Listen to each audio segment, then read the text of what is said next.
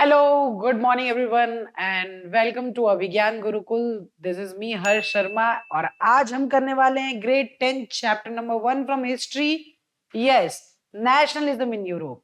Nationalism in Europe और यहाँ से इस चैप्टर से स्टार्ट होता है देश बनना. आज हम समझेंगे कि देश कैसे बनते हैं. इसी से इंस्पायर हुआ है इंडिया का भी नेशनलिज्म. ये नेशनलिज्म इन यूरोप बहुत ही इंपॉर्टेंट है. Right, it is connected chapter 9th standard के फ्रेंच रेवोल्यूशन से काफी चीजें कनेक्टेड है. आपको बीच बीच में रशियन रेवोल्यूशन के बारे में भी जानने को मिलेगा. So this part is very important, nationalism in Europe. क्योंकि आज आप जो देख रहे हैं देश बन रहे हैं, अलग अलग देश हैं दुनिया में. You can see the countries like France, Britain. You can see the countries existing, Poland, Vietnam, USA, India. ये आइडिया ऑफ नेशनलिज्म काफी हद तक नेशनलिज्म इन यूरोप से आया है. हमारा खुद का नेशनलिज्म भाई इंस्पायर्ड है यूरोप से. सो क्योंकि वन शॉट है, हम जल्दी से स्टार्ट करेंगे. Okay, the rise of nationalism. सबसे पहले आपको एक पिक्चर दिखाना चाहता हूं मैं. वो ये है सूरो. एक पर्सन है, उसका नाम है फेडरिक सूरो. 1848 में, फ्रेंच आर्टिस्ट है. 1848 में इन्होंने फोर प्रिंट्स बनाए अपने यूटोपियन वर्ल्ड में कि दुनिया कैसी होनी चाहिए या फिर यूरोप की सोसाइटी कैसी होनी चाहिए. World made of democratic and social republics. पूरी दुनिया में डेमोक्रेसी और सोशल रिपब्लिक्स आ जाएगी. क्या होगा, कैसा होगा वो देश, उस हिसाब से उन्होंने अपना एक यूटोपिया, अपना एक ख्याल बनाया है एक पिक्चर के थ्रू, जो मैं आपको दिखाना चाहता हूं. वो पिक्चर है. इसमें आप देख सकते हैं लोग अलग अलग फ्लैग्स लेके मूव कर रहे हैं स्टेच्यू ऑफ लिबर्टी की तरफ. स्टेच्यू ऑफ लिबर्टी यहाँ पे सिग्निफाई कर रहा है कि सब लोग फ्री हो चुके हैं, सब लोग लिबर्टी की तरफ जा रहे हैं अपने अपने कंट्री को लेके, अपने अपने कंट्री के फ्लैग लेके. ये यही चीज रिप्रेजेंट कर रहा है कि अलग अलग कंट्री अब लिबर्टी की तरफ बढ़ रही है. अलग अलग कंट्री की अलग अलग फ्लैग है, अलग अलग टाइप के लोग हैं. ठीक है, उन्होंने कपड़े अपनी कंट्री के हिसाब से पहन के रखे हैं और ऊपर से आप देख सकते हैं एंजल्स, जीसस सब देख रहे हैं. राइट, सब उनको गुड लक कह रहे हैं. यही यूटोपिया था सूरो का. First print show the people of Europe and America, man and women of all ages and class, marching and offering homage to the Statue of Liberty. आगे बता रहे हैं वो, अर्थ on the earth lies the shattered remains of symbols of absolutist institution. जैसे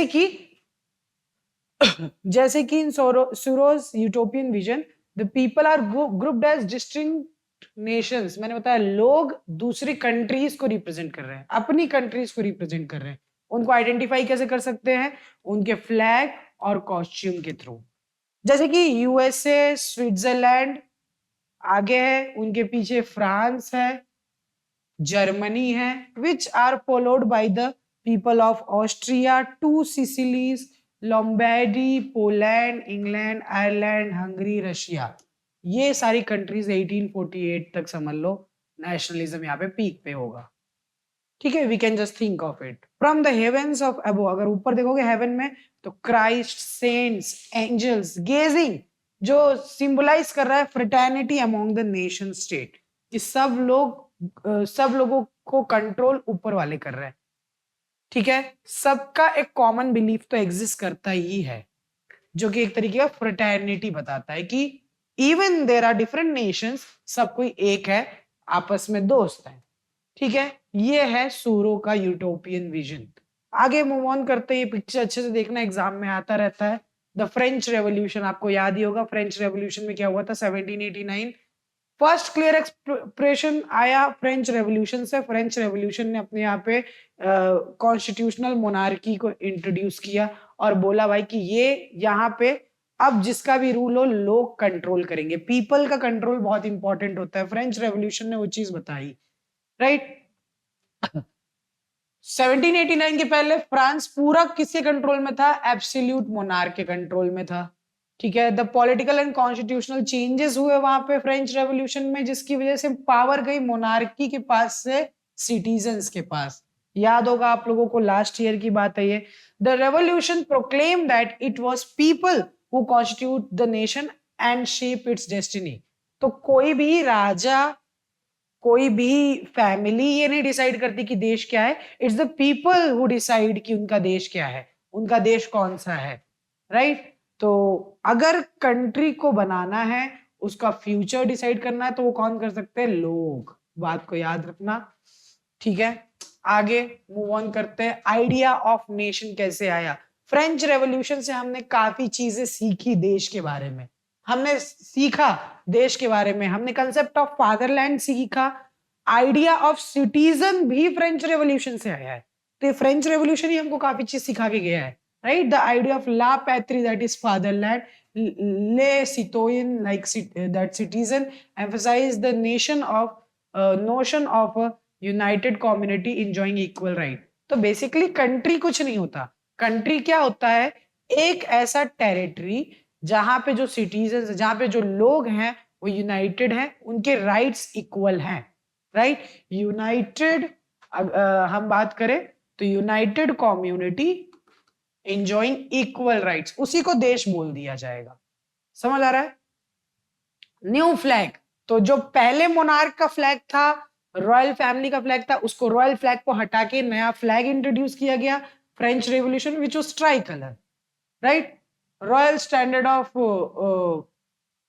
farmer flag को हटा के try colour introduce किया गया, और वहां पे बना नेशनल असेंबली, जहां पे लोग इलेक्ट होके आएंगे। नेशनल असेंबली बना, सेंट्रलाइज्ड एडमिनिस्ट्रेटिव सिस्टम बना, जहां पे लॉज होंगे, सारे सिटीजन्स के लिए लॉ इक्वल होने वाले हैं फ्रांस में। Internal customs, duties and dues were abolished and uniform system of weights was adopted. जो पहले सर्फडॉम का सिस्टम था, जहाँ पे पीजेंट्स के साथ बहुत बुरा किया जाता था, वो सारे सिस्टम हटा दिए गए। अंदर की ड्यूटीज, कस्टम्स, टैक्सेस हटा के सबको यूनिफॉर्म सिस्टम लाया गया, वेट का भी यूनिफॉर्म सिस्टम इंट्रोड्यूस किया गया। रीजनल डायलेक्ट, जो इंटरनल क्या बोलते हैं, जो बोली होती है, इंटरनल लैंग्वेजेस होते हैं, लोकल लैंग्वेजेस होते हैं, उनको थोड़ा डिस्करेज किया गया, ताकि लोग एक होने लगे। और एक करने का बढ़िया तरीका है लैंग्वेज, तो फ्रेंच को ज्यादा अडॉप्ट करवाया गया लोगों से, became common language of the nation. तो नेशन बनने के लिए यही होता है कि कॉमन आइडेंटिटी बनने लगे, सबको फील हो कि इस टेरिटरी में रहने वाले लोग सब हमारे जैसे हैं, सबके पास इक्वल राइट है, राइट। हम लोग एक यूनाइटेड कम्युनिटी है, और इसके लिए लैंग्वेज बहुत बड़ा, बहुत इंपॉर्टेंट फैक्टर होता है। By the way, moving on, Napoleonic code अगर आपको याद हो तो 1804 में नेपोलियन ने सिविल कोड इंट्रोड्यूस किया था, उसी को नेपोलियनिक कोड बोलते हैं। बहुत इंपॉर्टेंट चीज है, क्योंकि नेपोलियन ने उसमें सारे प्रिविलेजेस बेस्ड ऑन बर्थ हटा दिए थे, ठीक है, और equality before the law establish किया था नेपोलियनिक कोड में, ठीक है। Secure the right to property, Napoleon ने हर टाइप का जो प्रिविलेज था वो हटा दिया था, राइट। नेपोलियनिक कोड ऑफ 1804 में सारे सिटीजन्स को इक्वल राइट दे दिया था, इक्वालिटी बिफोर द लॉ दे दिया था। अगर डच की बात करें, स्विट्जरलैंड की बात करें, इटाली की बात करें, जर्मनी की बात करें, वहां पे उसने सिंप्लीफाइड एडमिनिस्ट्रेटिव सिस्टम कर दिया था।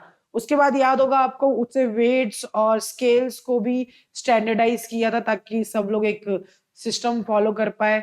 करेंसी को स्टैंडर्डाइज किया था ताकि बिजनेस अच्छे से बढ़े, राइट। इसके अलावा फ्यूडल सिस्टम को एबॉलिश किया था, सेफडॉम मैनोरियल ड्यूज से आजादी दिलाई थी पीजेंट्स को, सेफडॉम तो बैन ही कर दिया था, ठीक है। In the towns guild restriction जो था वर्कर्स के ऊपर, गिल्ड रिस्ट्रिक्शन हटा दिया, okay. Transport and communication system अच्छा किया गया इसी नेपोलियनिक कोड की वजह से।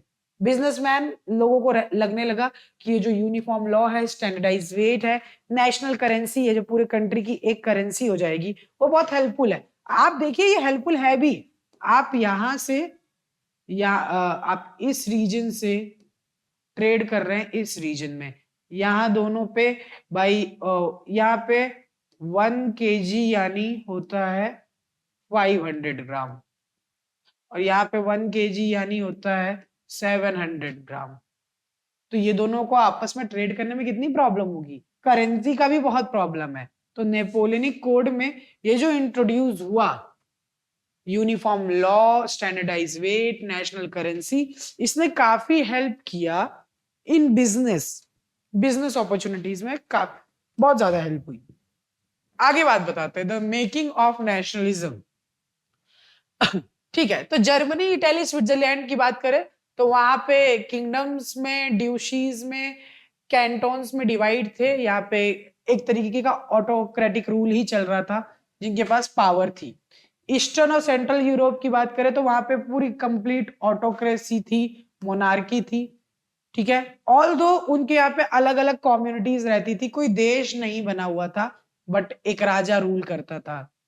दे did not see themselves as sharing collective identity, क्योंकि प्रॉब्लम ही यही है, यूरोप का प्रॉब्लम ही यही है कि अगर ये यूरोप है हमारा, तो जर्मन्स यहाँ पे रहते हैं, ऑस्ट्रियंस यहाँ पे रहते हैं, और हंगेरियंस यहाँ पे रहते हैं, और इन सब के ऊपर एक बंदा रूल कर रहा है, राइट। इसके अलावा यहाँ पे पॉलिश रहते हैं, यहाँ पे जर्मन्स रहते हैं, यहाँ पे टर्किश रहते हैं, इनके ऊपर एक किंगडम का रूल है। तो लोग अलग अलग लैंग्वेजेस बोलने वाले हैं, अलग अलग कल्चर फॉलो करने वाले हैं, उनके ऊपर रूल एक कोई किंग कर रहा है, यानी कोई कलेक्टिव आइडेंटिटी नहीं है, is what I am talking about. और when they even spoke different languages, belong to different ethnic group, जैसा मैंने पहले बताया था आपको। लेकिन दिस गाय नेपोलियन वो सबको स्टैंडर्डाइज करने का काम कर रहा है, वो सबको एक करने का काम कर रहा है, इज अ पोस्टमैन। ठीक है, आप यहाँ पे देख सकते हो, ये एक पिक्चर है, the planting of tree of liberty in Zweibrücken, Germany. यहाँ पे ये लोग एक लिबर्टी का पेड़ गाड़ रहे हैं, लिबर्टी को एस्टैब्लिश करने का सिंबोलिज्म है ये जर्मनी में। आगे बताया, अगर हैब्सबर्ग एम्पायर के बारे में थोड़ा बात करते हैं, हैब्सबर्ग एम्पायर बहुत ही बड़ा था, और यहाँ पे डिफरेंट रीजन और डिफरेंट पीपल रहते थे हैब्सबर्ग एम्पायर में। जैसे इसमें एल्पाइन रीजन थे, टाइरोल, ऑस्ट्रिया, स्यूडेटलैंड, एज वेल एज उसमें बोहेमिया भी था। अभी मैं इसका मैप भी दिखाऊंगा आपको। ठीक है, जहां पे अभी बोहेमिया की अगर बात करें तो यहाँ पे जो एरिस्टोक्रेसी था, जो इन पे रूल करता था, वो जर्मन स्पीकिंग था। ठीक है, तो ऑल्सो इंक्लूडेड, आप देखो एक हैब्सबर्ग एम्पायर के अंदर टाइरोल, ऑस्ट्रिया, स्यूडेटलैंड, बोहेमिया आता है, जर्मन स्पीकिंग लोग हैं, इटालियन स्पीकिंग प्रोविंस है दो, लोम्बार्डी एंड वेनेशिया। ठीक है, in Hungary half of the people spoke Magyar. Hungary में कौन सी लैंग्वेज बोलते थे ज्यादातर लोग? Magyar. While other half spoke variety of dialect, यानी एक ही देश के अंदर अलग अलग लैंग्वेजेस बोलने वाले लोग हैं। गैलिशिया में जो लोग रूल करते थे वो लोग पोलिश लैंग्वेज बोलते थे। ठीक है, besides this three dominant group there also lived within the boundary of empire. जैसे कि मैं बात करूं, बोहेमियंस and Slovaks to the north, Slovens in Carniola, and Croats in the south, and the Romans to the east in Transylvania. ठीक है, तो besides these three groups, they also lived within boundaries. बहुत सारे और एम्पायर्स रहते थे, जैसे यहाँ पे बता दिया, नॉर्थ में बोहेमियंस और स्लोवेक्स रहते थे, कर्नियोला में स्लोवेंस रहते थे, और साउथ में क्रोएट्स रहते थे, और अगर मैं बात बताऊं तो रोमन्स ईस्ट में रहते थे, ट्रांसिल्वेनिया के ईस्ट में। यानी एक ही देश के अंदर बहुत सारे अलग अलग एम्पायर रूल कर रहे हैं, एक रीजन के अंदर बहुत सारे एम्पायर्स, एरिस्टोक्रेसी का रूल है। और अगर आप ध्यान से देखोगे तो ये अलग अलग किंग अलग अलग लोगों पे भी रूल कर रहे हैं, ये लोगों का सेम कलेक्टिव आइडेंटिटी भी नहीं, क्योंकि दे speak different of languages, share different ethnic identity। ये देखो आप हैब्सबर्ग एम्पायर का जो हमारे पास मैप है, आप देख सकते हो, this is Bohemia, Slovakia, Hungary, Austria, ठीक है, बेनार्ड, ट्रांसिल्वेनिया, ईस्ट गैलिशिया, यही यही सब अभी हम लोगों ने डिस्कस किया है। ठीक है, ये पूरा हैब्सबर्ग एम्पायर है। अब यहाँ पे अगर आप देखोगे तो लोग कितने सारे अलग अलग है भाई, क्रोएट्स एंड सर्ब्स। आप बस इसके हिसाब से देख लो, जर्मन्स ये रहे, जो जो लोग जर्मन लैंग्वेज बोलते हैं, हंगेरियंस जहाँ पे magyar बोला जाता है, वो रीजन भी आपको दिख जाएगा इसमें। ठीक है, चेक्स एंड स्लोवैक्स दिख जाएंगे आपको, यहाँ पे चेक्स और स्लोवैक्स है। ठीक है, यूक्रेनियन एंड यूजेंस पोल्स। तो इतने सारे अलग अलग एथनिसिटी एक कंट्री में रहती है, is what I am saying. The aristocracy, aristocracy के बारे में बात करते हैं। हाँ, इन सब में ये था कि एरिस्टोक्रेसी काफी सेम, एरिस्टोक्रेसी ऐसा हाई क्लास पीपल, उनकी आइडेंटिटी काफी सेम होती थी। जैसे ये सारे एरिस्टोक्रेट्स फ्रेंच लैंग्वेज बोलते थे क्योंकि कूल लैंग्वेज है, जैसे आज के टाइम पे इंग्लिश है। ये लोगों का they own states in country sides and town houses, इनके पास बहुत लैंड था, टाउन हाउसेस में भी इनके घर थे। तो ये हाई सोसाइटी लोगों का काफी कॉमन वे ऑफ लाइफ रहा है। मैंने जैसे बताया, दे स्पोक फ्रेंच, ठीक है, for the purpose of diplomacy and in high class. Their family were often connected to ties of marriages. ये लोग आपस में शादी भी करते थे, ये लोग शादी भी होती थी। This powerful aristocracy was numerically in a small group. पर वही है, aristocracy small group में था, ज्यादा लोग नहीं थे उसमें। ठीक है, that constitute a small group. The majority of population peasantry ही होता है हर देश में। ज्यादातर जो पॉपुलेशन होता है वो पीजेंट्री या फिर मिडिल लोअर क्लास ही होता है। हाई क्लास तो बहुत कम परसेंटेज ऑफ पीपल होते हैं। अगर वेस्ट की बात करें तो bulk of the land was framed by tenants and small owners. West में जो बहुत सारा अमाउंट ऑफ लैंड था वो टेनेंट्स और स्मॉल ओनर्स के कंट्रोल में था, छोटे छोटे ओनर्स हुआ करते थे। ईस्टर्न और सेंट्रल यूरोप की बात बताए तो वहां पे लैंड होल्डिंग पैटर्न बहुत बड़े बड़े स्टेट होते थे, which was cultivated by serfs. Serfs were landless farmers, जो खेती करते थे बड़े फार्मर्स की खेतों में या फिर इन अरिस्टोक्रेट्स की लैंड में। Right, I hope it is clear. Aristocracy class clear होगा, ये हाई क्लास पीपल होते थे। राइट, ये लोगों का लिविंग स्टैंडर्ड सेम होता था। कूल पीपल स्पीक फ्रेंच, इनका कॉमन लैंग्वेज बन गया था, समझ में आ रहा था। लैंड ओनर्स थे दोनों तरफ, कंट्री साइड में भी और सिटीज में भी, टाउन्स में भी। ठीक है, बट ये एक स्मॉल ग्रुप ही था अरिस्टोक्रेसी। अगर मैं पॉपुलेशन की बात करूं तो स्मॉल ग्रुप ही था। ये कुछ 5 पॉइंट्स ध्यान में रखना। हाँ, द न्यू मिडिल क्लास, ये जो न्यू मिडिल क्लास आया फ्रेंच रेवोल्यूशन के बाद, फ्रेंच रेवोल्यूशन के टाइम पे, बहुत इंपॉर्टेंट है। इसमें खाली फ्रेंच रेवोल्यूशन को नहीं बोल सकते, इंडस्ट्रियलाइजेशन इन ब्रिटेन को भी बहुत क्रेडिट देना पड़ेगा। वेस्टर्न एंड सेंट्रल यूरोप की बात करें तो इंडस्ट्रियल प्रोडक्शन बहुत आगे बढ़ने लगा, और अब जिसके हाथ में इंडस्ट्रियल प्रोडक्शन होगा वही देश को आगे लेके जाएगा। वही देश आगे होगा जिसकी इंडस्ट्री सबसे आगे है। राइट, इंडस्ट्री आएगी, लोगों को जॉब मिलेगा। अब जो लोग पीजेंट्री की तरफ फंसे हुए थे, जो लोग फ्यूडल स्ट्रक्चर में फंसे हुए थे, अब वो लोग जॉब करेंगे। जब जॉब करेंगे तो उनके पास पैसे आएंगे और एक नया मिडिल क्लास क्रिएट होगा इन टाउन्स में, इन सिटीज में। I hope it is clear to you. Industrialization start हो गया इंग्लैंड में 18th सेंचुरी के सेकेंड हाफ में, but in France and parts of Germany ये 19th सेंचुरी में ही हुआ। तो इंग्लैंड में ही ऑफकोर्स क्योंकि स्टार्ट हुआ था वहां पे, तो वहां पे ज्यादा इंडस्ट्रियलाइजेशन दिखेगा आपको। फ्रांस जर्मनी साइड में 19th सेंचुरी में आया। सोशल ग्रुप अब बनने लग गए, working class population, middle classes बनने लग गए इंडस्ट्रीज के अंदर, बिजनेसमैन होने लग गए, लोग बहुत सारे बिजनेसेस की तरफ स्विच करने लग गए। जिसे इंडस्ट्रीज पहले समझ में आई वो काफी रिच हो गया, तो एक नया क्लास बना। पहले पूरा यूरोप ऐसा था कि अरिस्टोक्रेट्स, राइट, और फिर आप सीधा आपको लोअर क्लास दिखेगा, लोअर क्लास जिसमें पीजेंट्री आती है। लेकिन इंडस्ट्रियलाइजेशन ने अभी एक यहाँ पे सेक्शन क्रिएट कर दिया जो कि एक मिडिल क्लास होंगे, है ना। ये मिडिल क्लास वर्कर्स होंगे, बिजनेसमैन भी हो सकते हैं। ठीक है, ये लोग एजुकेशन लेंगे, ये लोग लिबर्टी की तरफ बढ़ेंगे। सेंट्रल एंड ईस्टर्न यूरोप में this group where smaller in number till 19th century.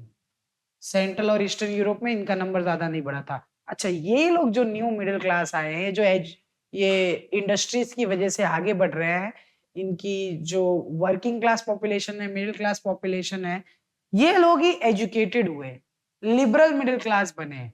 ठीक है, और ये लोगों ने नेशन के आइडिया को अच्छे से अडॉप्ट करा। ये लोगों ने बोला एरिस्टोक्रेसी प्रिविलेज, बर्थ से किसी को फायदा मिलना कोई सेंस नहीं बनाता, इट्स नॉट लॉजिकल एनीमोर। और ये लोग का ग्रुप भी ज्यादा था, they were like population wise enough number of people in middle class group, right. Gained popularity, धीरे धीरे ये लोग फेमस होने लग गए। इनका आइडिया बहुत हेल्प करने वाला है हमारे इस सेक्शन में।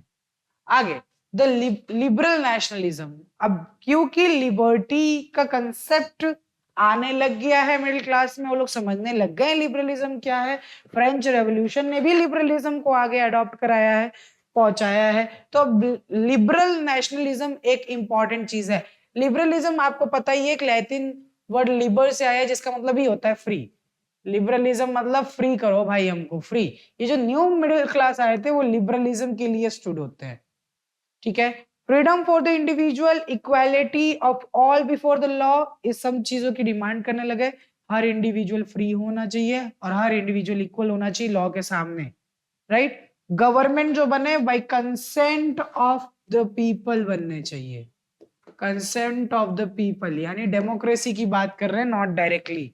Since the French revolution it had stood for the end of aristocracy. Aristocracy को तो खत्म करना है, क्लेरिकल प्रिविलेजेस को खत्म करना है, एक कॉन्स्टिट्यूशन होना चाहिए और एक गवर्नमेंट होना चाहिए जो कि लोगों के कंसेंट से आए, और एक पार्लियामेंट होना चाहिए जो इन लोगों के लिए लॉ बनाए, इन लोगों के लिए पॉलिसीज बनाए। ये डिमांड्स आने लग गई पूरे यूरोप में। 19th सेंचुरी में liberals also stressed on inviolability of private property. Liberals अब प्राइवेट प्रॉपर्टी के बारे में भी बात करने लगे कि how important it is, private property तो होनी चाहिए। आगे, इकोनॉमी भी लिबरल होगी। इकोनॉमी में भी जो टैक्सेस लग रहे थे, जो ड्यूटीज लग रही थी, उसे भी कम करना पड़ेगा। इकोनॉमिक स्फीयर में लिबरलिज्म सिंपल, मार्केट को फ्री रखना है आपको। Abolition of state impose restriction जो लगाए हुए हैं, हर जगह हर एक चीज के लिए आपको लाइसेंस चाहिए, आपको पेपर चाहिए, आप इस पे टैक्स लगाओगे, इसमें ड्यूटी लगाओगे, और पूरा बिजनेस चौपट हो जाता था। तो लिबरल इकोनॉमी यही डिमांड करता है कि आप हर टाइप के टैक्सेस को फ्री करेंगे, राइट, और जो गवर्नमेंट होगा वो हमारा साथ देगा बिजनेस में, रिस्ट्रिक्शंस हटा के।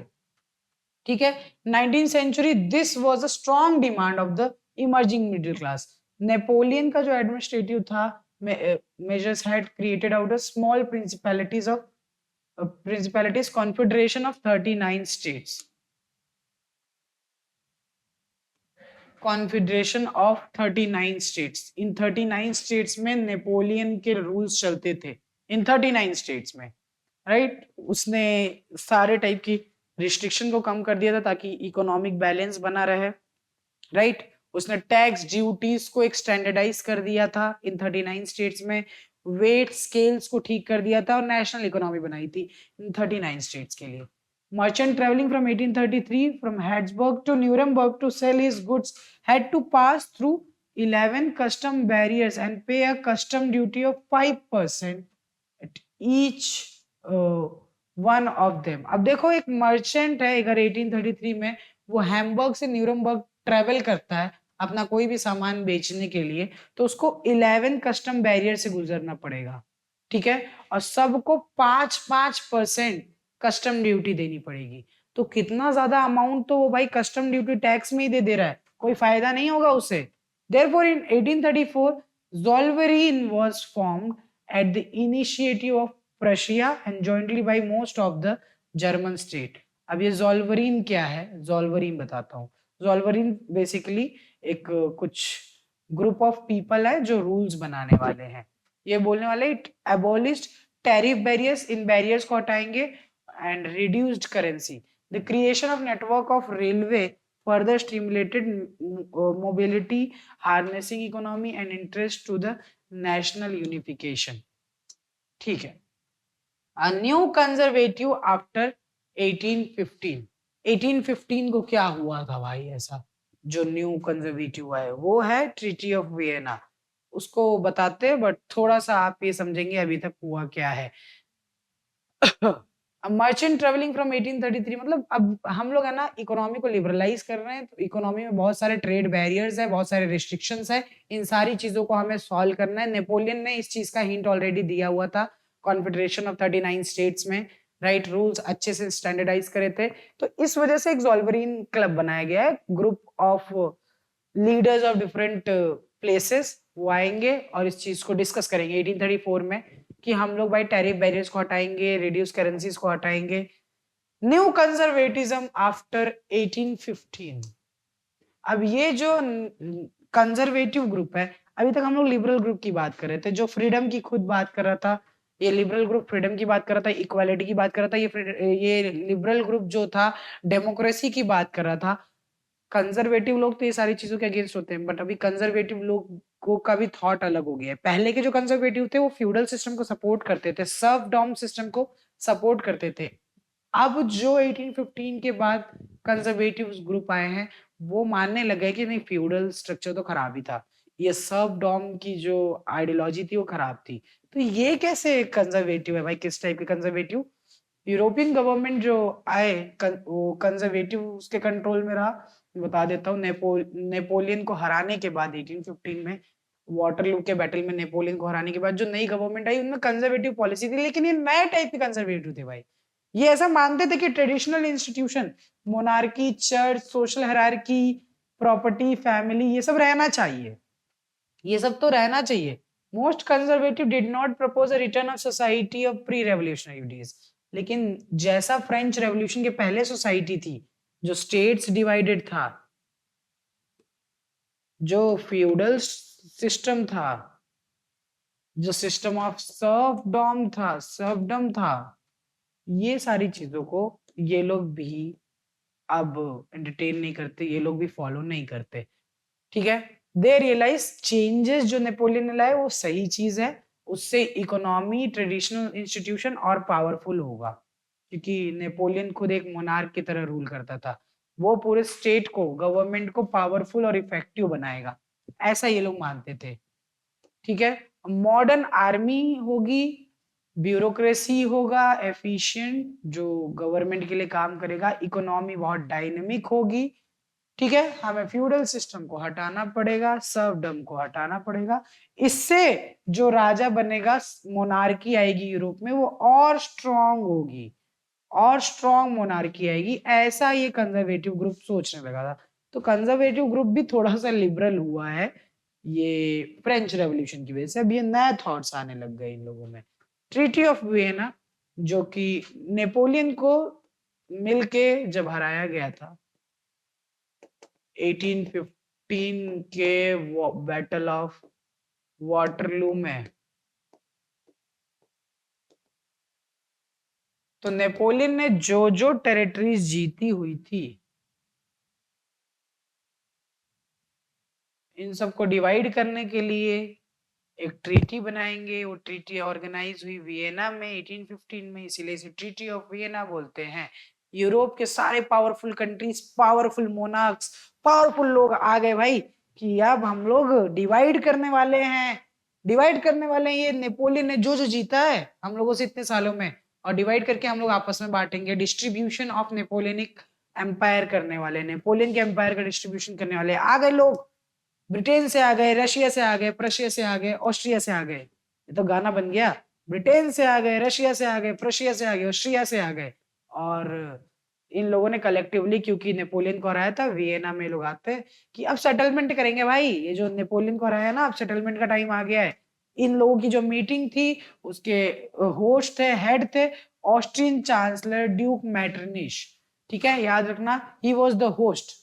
उन्होंने उस मीटिंग को जो होस्ट किया था, प्रिसाइड किया था, it was Austrian chancellor duke Metternich, ठीक है। डेलीगेट्स जो अब ट्रीटी ऑफ वियना का मेन एम क्या है? जो चेंजेस हुए थे यूरोप में नेपोलियनिक वॉर के टाइम पे, उसको हम लोग ठीक करेंगे। नेपोलियन ने ये एरिया मान लो जीता होगा, ऑस्ट्रिया से ये एरिया, हंगरी से जीता होगा, ये वाला एरिया ब्रिटेन से जीता होगा, तो उन सबको वापस किया जाएगा। यही था, इसीलिए ट्रीटी ऑफ वियना बनाया गया। तो बर्बन डायनेस्टी को पावर में वापस लाया गया, रिस्टोर टू पावर। और फ्रांस से वो टेरिटरीज चली गई जो नेपोलियन ने जीता था। तो नेपोलियन जीत के सारा फ्रांस की तरफ, फ्रांस का जो बाउंड्री है वो बढ़ा रहा था।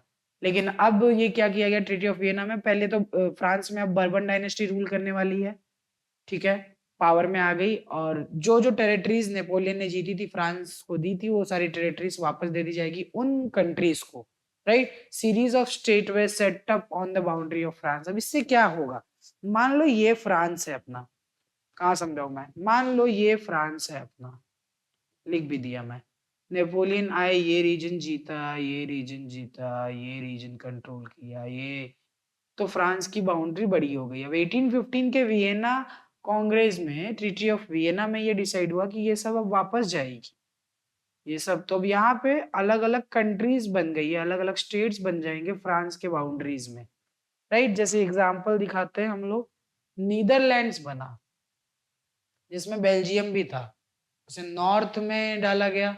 जेनोआ को ऐड किया गया पिएडमेंट में, साउथ में, ठीक है।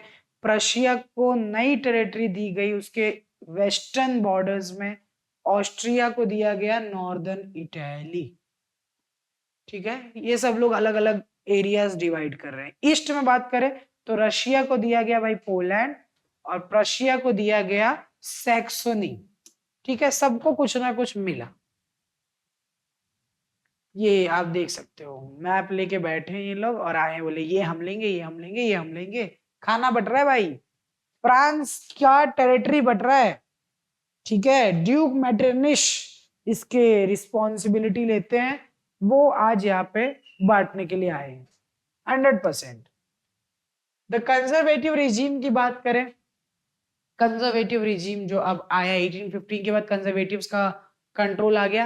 ये लोग न्यू कंजर्वेटिव्स थे, लेकिन थे तो कंजर्वेटिव ही ना, दिमाग तो उनका वैसे ही था। वो लोग भी कोई अपने बारे में क्रिटिसिज्म नहीं सुन सकते, बुराई नहीं सुन सकते। फ्यूडल स्ट्रक्चर हटा दिया, पर गुस्सा, आइडियोलॉजी तो अभी भी वही पुरानी वाली है, पुराने थॉट्स वाली है, ठीक है। ये कंजर्वेटिव रिजीम जो है वो बहुत ऑटोक्रेटिक थे, किसी की बात नहीं मानते थे, अपने खिलाफ क्रिटिसिज्म डिसेंट नहीं सुन सकते थे, ठीक है। ऐसी कोई भी एक्टिविटीज होती थी जो इनके गवर्नमेंट को क्वेश्चन करे, ठीक है, उसको वो लोग सप्रेस कर देते थे। इसी वजह से इन लोगों ने सेंसरशिप लॉ इंट्रोड्यूस किया। सेंसरशिप लॉ कि अब कोई भी न्यूज़पेपर, बुक, प्ले, सॉन्ग, कुछ भी आएगा ऐसा, उसमें सेंसरशिप होगा गवर्नमेंट का, गवर्नमेंट उस चीज को पास करेगी। आई होप सेंसरशिप आपको पता है कि आप कोई भी चीज पब्लिश करने से पहले गवर्नमेंट का अप्रूवल लोगे, तो गवर्नमेंट के खिलाफ कोई क्रिटिसिज्म होगा तो गवर्नमेंट उस चीज को अप्रूव ही नहीं करेगा। सेंसरशिप लॉ लेके आए। कंजर्वेटिव रिजीम्स अच्छे नहीं थे जिस जिस कंट्री में आए। इसी टाइम पे एक पर्सन था जिसका नाम था ग्यूसेपी मैज़ीनी, जो जेनोआ में पैदा हुआ था 1807 में, ठीक है। और उसने धीरे धीरे सीक्रेट सोसाइटी बनाने लगी। ये यहाँ पे कंजर्वेटिव ग्रुप कोई भी सोसाइटीज को अलाउ नहीं करता था, कोई भी ग्रुप्स को अलाउ नहीं करता था, अपने ऊपर पूरा कंट्रोल करके रखा था। दे वर ऑटोक्रेटिक, इनकी कोई भी बुराई करे, क्रिटिसाइज करे, एग्जिस्ट नहीं कर सकता था। इसीलिए ग्यूसेपी मैज़ीनी ने सीक्रेट सोसाइटी ज्वाइन करी। He became a member of secret society of the Carbonari. Starting में कार्बोनरी के एक सीक्रेट सोसाइटी के मेंबर बनते हैं। 24 साल की एज में इनको एग्जाइल में भेज दिया जाता है, ठीक है, क्योंकि वो रेवोल्यूशन करने की कोशिश कर रहे थे लिगुरिया में। भगा दिया जाता है इनको, एग्जाइल में भेज देते हैं। वहां जाते हैं वो एग्जाइल में, तो दो अंडरग्राउंड सोसाइटी बनाते हैं। एक का नाम था यंग इटली, जो इन्होंने मार्सिलीज में खोला था, और एक था यंग यूरोप, जो इन्होंने बर्न में बनाया था। दो अंडरग्राउंड सोसाइटी, ठीक है। और इसमें भी अलग अलग ग्रुप के लोग थे इस सोसाइटी में। People, young people from Poland, France, Italy, German states के लोग इन्हें ज्वाइन करते हैं, इनके अंडरग्राउंड सोसाइटी को, सीक्रेट सोसाइटी को। मज़ीनी का मानना था कि गॉड ने जो दुनिया बनाई है, ये गॉड ने जो दुनिया बनाई है उसके नेचुरल यूनिट्स कंट्रीज हैं, उन्होंने खुद ही पूरी दुनिया को कंट्री के बेसिस में ही डिवाइड किया। ये तो बाद में ये ऑटोक्रेटिक लोग आके कंट्रोल करने लगे, कहीं पे भी किंगडम्स बनाने लग गए। गॉड तो रियलिटी में यही चाहता है कि वर्ल्ड जो है वो कंट्रीज के बेसिस पे डिवाइड है, ऐसा मानते थे मजीनी, मैं नहीं। हाँ, अच्छा, अब इस वजह से मजीनी चाहने लग गए थे कि सारा इटालियंस जहां पे भी रहते हैं उनका एक कंट्री बनना चाहिए, इटली, राइट। हम वो छोटे छोटे पोर्शंस को यूनिफाई करेंगे। Italy had to be forced into a single unified republic within a wider alliance of nation.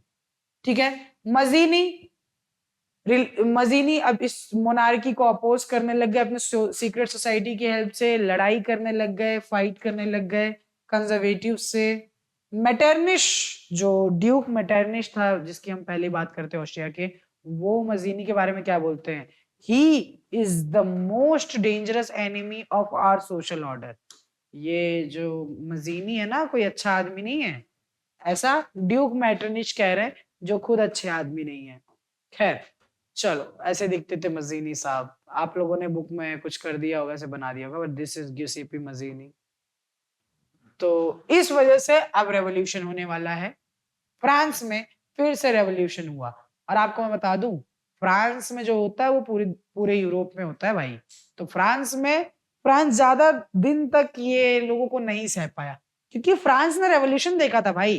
France ने देखा था हमने कैसे 1789 में सबको हटा के भगाया है, हमने कॉन्स्टिट्यूशनल मोनार्की एस्टैब्लिश किया, हम लोगों ने रिपब्लिक एस्टैब्लिश किया, हम लोगों ने नेपोलियनिक ईयर देखा, हम लोगों ने फ्रीडम देखा, हम लोगों ने लिबर्टी देखा, हम लोगों ने फाइट किया, हम लोगों ने एब्सोल्यूट मोनार्की को निकाल के फेंका, हम लोगों ने एग्जीक्यूशन कराया रॉबर्सपियर का। कंट्री लाइक दिस फ्रांस वापस से कंजर्वेटिव रूल देखने वाली है, नहीं ज्यादा दिन तक नहीं चलेगा। यही हुआ, जुलाई रेवोल्यूशन आया।